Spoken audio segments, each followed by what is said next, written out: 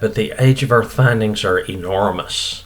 They're a Mount Everest of findings, and it's very hard for children in school especially. And this is not a teaching to try to divert that. That's not the purpose of it. Really, to me, the teaching has to do with spiritual things. It has to do with what I'm talking about is like angelic rebellion in heaven, Satan and his angels, when they fell. And this was a huge event because it has to do with following that, the fall of Adam, because Adam and Eve were tempted by an angel. And no angel is going to tell them that God lied to them, that they would die, and that God lied to them that they should not eat of that tree of the fruit of the knowledge of good and evil in Genesis chapter 2, I believe it is. Anyway, from chapter 2 and 3, you can see some of this. The earth became cursed because Adam obeyed the voice of Satan. Now, God wanted that temptation to take place because he even had Jesus go into the desert for 40 days, 40 nights to be tempted of the devil. And it says he was led by the Holy Spirit to do so. And he defeated Satan with the Word of God on every temptation. And Adam did not.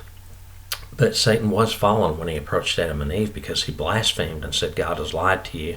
And also he said, God is afraid, okay, further blasphemy, that if you partake of this tree, you shall be as gods, okay.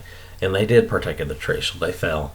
But you have to ask yourself a question, and people do this, believe me.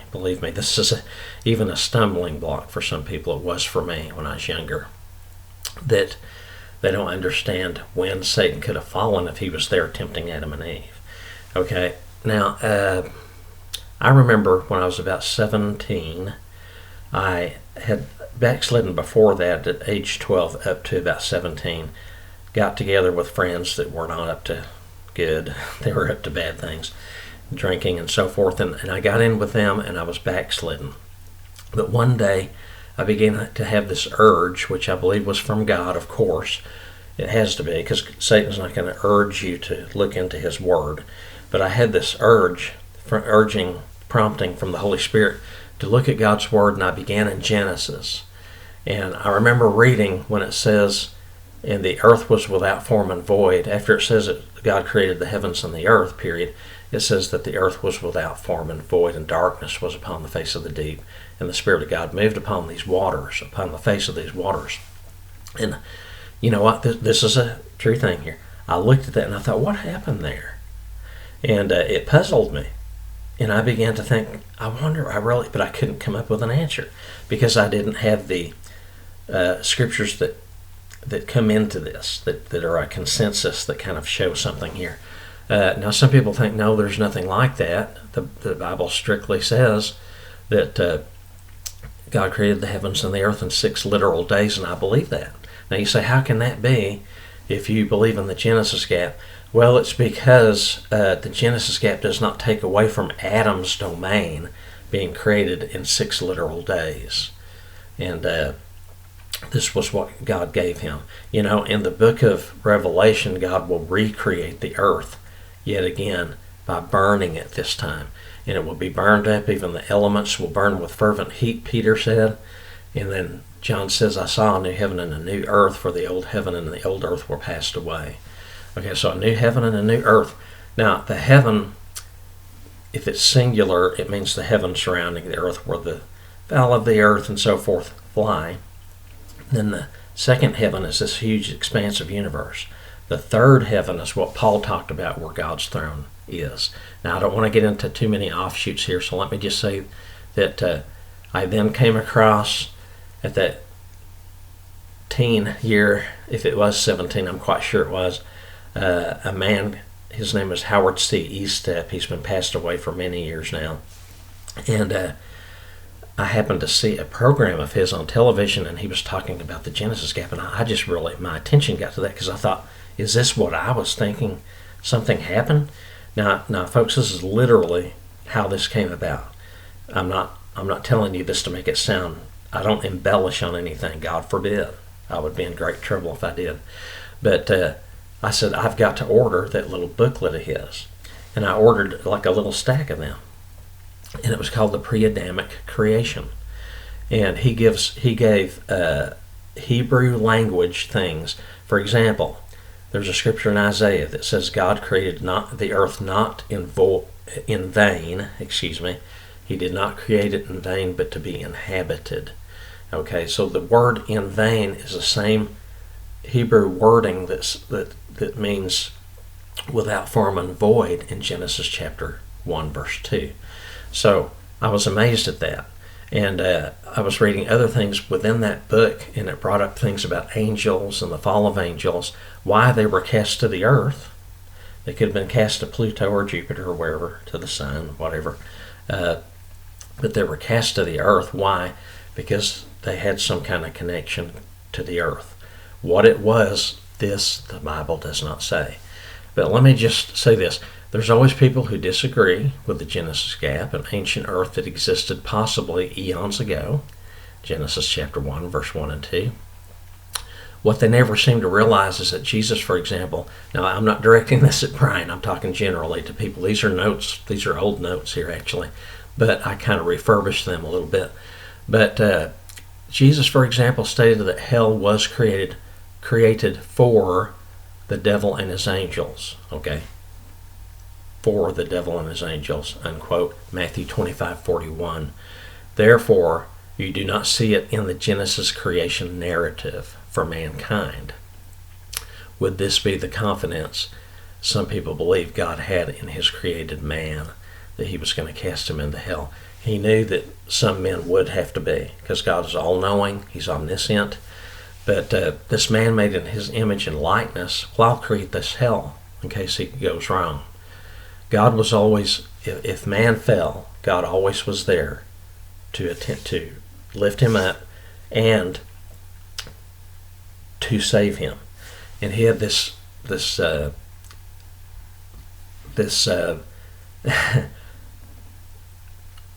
plan. Goodness, what an easy word I needed to come up with, but plan to redeem mankind from a sin that he would fall into. And he was not willing that any should perish, but that all should come to repentance in Jesus Christ, who eventually came and was the Savior for all of mankind who would receive it. Okay, so if hell was created during man's new earth domain, which it's not mentioned in the creation narrative, then that means he meant to send men there. Okay, note, the Hebrew Linear Bible says this. Okay, now, you say there are many Hebrew Linear Bibles. Well, this what I looked up said the Hebrew Linear Bible, and the Hebrew was written at the top, and the English version of what was being said was at the bottom. And it says this. Now, please understand, these are the types of things that people come across. They have to question them, because English is not the language the Bible was first created in. It was created through God inspiring men powerfully by the Holy Ghost into the Hebrew language.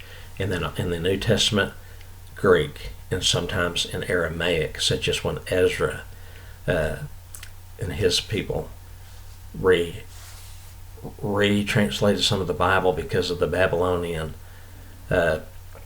exile that caused Bibles to be destroyed and burned and so forth. Anyway, but they still had copies, just like they have found things in the Dead Sea Scrolls, including something called the Book of Enoch. And he talks about some things that are not in the Bible that may be historically true, but they're not inspired for us to receive. So, okay, now I'm talking about a lot of things because I'm trying to fit things into a kind of small space of time. I don't want this to be lengthy at all. But here's what this Hebrew Linear Bible said, the English part of it. Let me start over. In the beginning, he created, Elohim, created the heavens and the earth she became chaos and vacancy. She became chaos and vacancy and darkness over the surface of abyss, and the spirit of Elohim vibrating over surfaces of the waters. That was Genesis 1, verses 1 and 2 from the Hebrew Linear Bible. The literal concordant version, I believe they began that in before 1910, for sure. I think it was 1902 or something like that. The CLV version says this in Genesis chapter 1, verses 1 1 and 2. Created by the Elohim were the heavens and the earth, yet the earth became a chaos and vacant, and darkness was on the surface of the submerged chaos, yet the spirit of Elohim is vibrating over the surface of the water. Okay, here's one from the Rotherham Expanded Translation, and it says this in Genesis chapter 1, verses 1 and 2. And this one is also one from a long time ago, at least 100 or more years ago. In the beginning, God created the heavens and the earth. Now the earth had become waste and wild, and darkness was on the face of the roaring deep, but the Spirit of God was brooding on the face of the waters. Now, was it not Jesus who cast out that legion of demons out of that demoniac of Gennesaret? I think the name of the city was, in Luke chapter 8, and he begged, the demons in him begged him not to cast them into the abyss. Okay, that Rotherham Bible and these others talk about something. Now, okay, the one in the Hebrew Linear Bible talks about the abyss. So does the Rotherham Expanded Translation. And so it says here, do not cast us into the abyss. Okay, so the abyss, whatever that really is, it's the bottomless pit from what I understand, was in existence at the time when God was going to restore the earth to a state of, to be Adam's domain, because he told him that. He said, I give you dominion over all things I've created, so subdue it and have domain. Okay, in the book of Job, it states in chapter 38, verse 5 through 7, that angels watched God lay the very foundations of the earth, and they sang praises to him as he did so. Okay, let me read verses 6 and 7 from there. It says, whereupon are the foundations thereof fastened, and who laid the cornerstone thereof, when the morning stars sang together, and all the sons of God shouted for joy. So the angels were in existence when God was laying the very cornerstone. Now some people say, no, they were created on the third or fourth. Now, the day, of the Genesis narrative, the third or fourth day. But see, you need to not really, see, here's where people are injecting something into there that they accuse the Genesis Gap people of doing. And yet we have these scriptures and things. Okay, I'm going to end here in just 2 or 3 or 4 or 5 minutes. Isaiah 14:15, when it's talking about Satan's fall, it says, yet thou shalt be brought down to hell, to the sides of the pit. Now I know that's just one little verse there, but I've got several notes here. I'm just trying to pick important things out of them. The creation of hell is not found in the creation narrative, but it is referred to by Jesus in Matthew 25:4, where it says that it was created for the devil and his angels. The fact is that Satan and his demons roam the earth right now, yet some are stated as having been originally cast to hell, the abyss, including Satan. And it says that. It says he was cast down to the ground. Both of them do. That means what ground? Of heaven. Though there was a ground he was cast down to. If this all happened while Adam was on the earth and he had not fallen yet, because Satan had not fallen yet, would he not have been aware? Okay, I'm just throwing that in. Satan is currently referred to as little g, God of this world, in 2 Corinthians 4:4, due to Adam and Eve's fall in the Garden of Eden. Here's some relative questions I'll end with. Question number 1 is, why if Satan did not fall before Adam, was he in the Garden of Eden by God's permission, tempting them with evil? Now I say by God's permission because the test of evil was necessary to make sure man wanted God and not the evil. He didn't want man to be a forced child of his or a robot, but rather someone who chose to love God. Jesus was tempted by the devil, and it says in James chapter 1 verse 13 that God does not tempt with evil. It says if you're tempted, you're drawn away of your own lust and enticed. So it says, do not err, my beloved brethren, that God does not tempt with evil. In John chapter 10 verse 10, it contrasts the work of Jesus versus Satan. Satan comes not but for to steal, kill, and to destroy. And Jesus came to provide us life abundantly, meaning, of course, life eternal. The temptation was allowed but not perpetrated by God. Since the Bible, question number 2, since the Bible says Satan fell after sin was found in him when he was a holy angel, Isaiah 14 and Ezekiel 28, and that he was cast to hell, why does he and his fallen angel followers roam the earth now? 1 Peter 5:8, Luke chapter 4, verse 41. Why? Number 3, why is the creation of hell not found in the Genesis creation narrative, as I spoke of earlier, but we do see Jesus saying it was prepared for the devil and his angels in Matthew 25:41. Number 4, why are some fallen angels not spoken of as being released from the abyss, bottomless pit imprisonment until the Great Tribulation period?